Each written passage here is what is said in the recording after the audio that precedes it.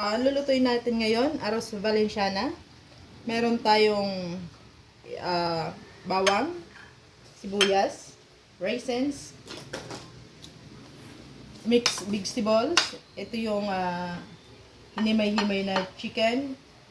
Ito yung pampalasa at saka aswiti na powder. Meron tayo, actually itong dalawa na vegetables and garbanzos, hindi talaga, yung iba hindi talaga naglalagay. So, ito lang ay aking sariling version ko. So, let's start. May gigisa na natin. Sige na. Ay. Unahin natin ang bawang.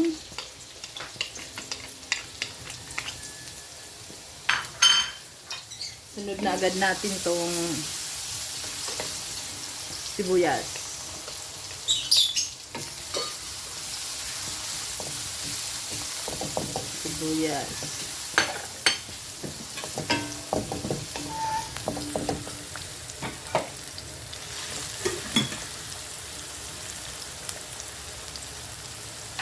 Na natin yung manok na ginayat, chicken.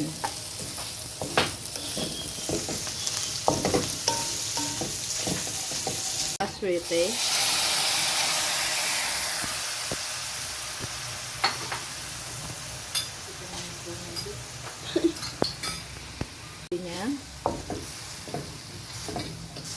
Chicken cube.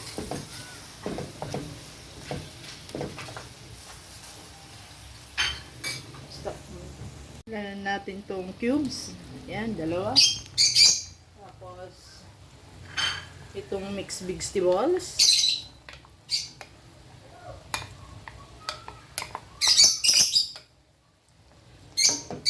Mix.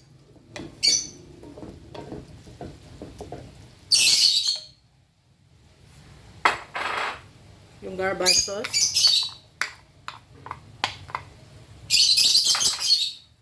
Raisins.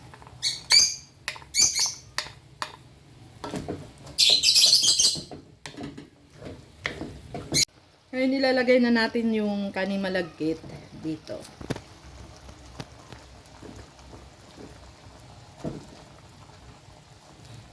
Mainit.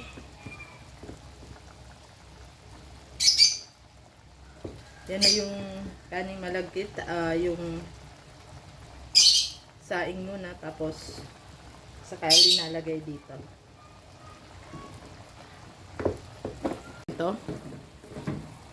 Hanggang sa matuyo siya.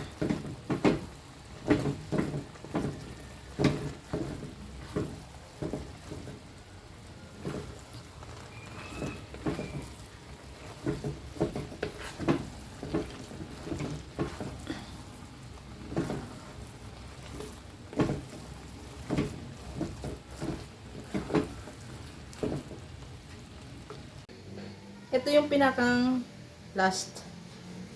Lalagyan natin ng mangga.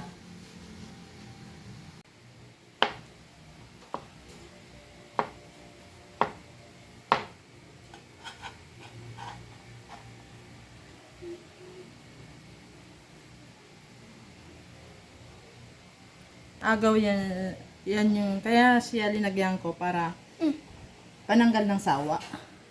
Umay. Ng umay. Yun. That's it. Ito na finished product ko. Ito.